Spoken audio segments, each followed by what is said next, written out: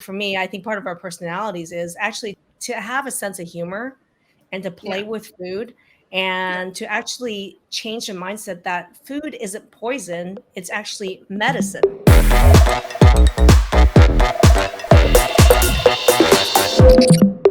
Somebody mentioned on a mastermind call the other day what we call iatrogenic trauma, which is doctor-induced trauma.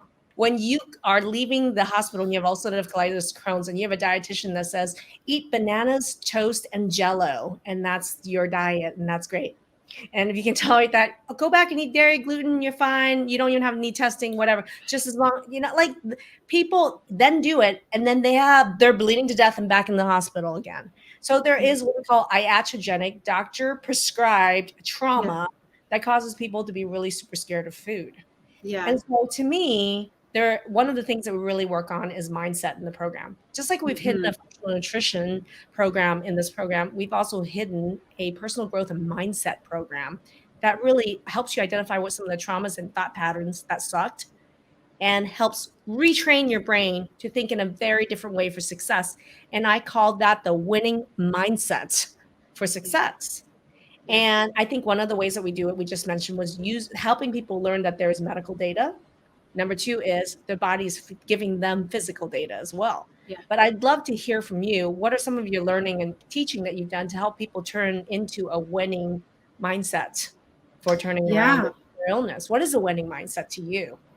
Well, a winning mindset is understanding what your relationship with food is. So food is there to nourish you. Food isn't something that you have to suffer through. Food isn't something that you just have to force down because you have to go.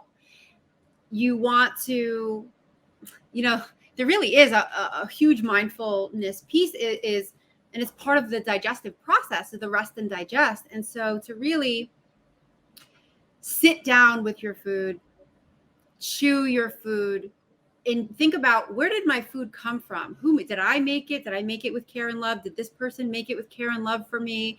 I mean, that again, it's like the woo-woo, but really think about the farmers who grew the food, the animals, if you eat animals, the animals who died for your food. Think about it all and bless it, because it's gonna be there to nourish you. If you're eating in a stressful state, or if you're eating fearfully, you're not going to digest very well, even if you are eating a healthy diet. And so it's really trying to make the situation in which you eat, the conditions in which you eat, where you're sitting and relaxed and smiling and enjoying, whether you're with people or by yourself, you can enjoy. I know. Because And that's you like and I really are, the first step. but the fundamental of that is you and I are foodies. We freaking love food. And it shows. It's like I have met so many people that are actually practitioners dealing with sick people, and they hate food.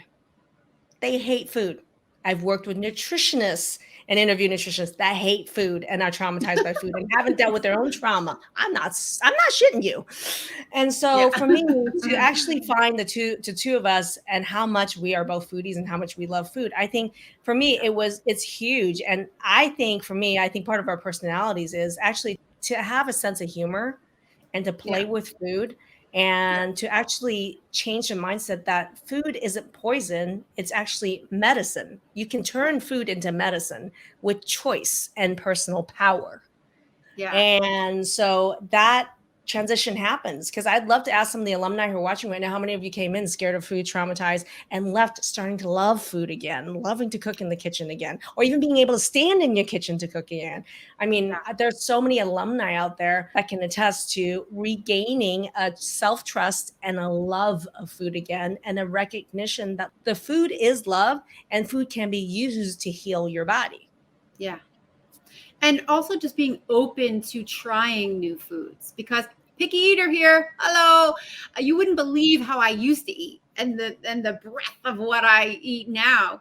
But I was a very terrible eater for a long time. It's no wonder that I ended up having chronic pain for 10 years, but nobody ever said that there was anything wrong with that. Because again, if the calories are low and there's no fat, you're good, right? And if you're not fat, you're good. Wrong.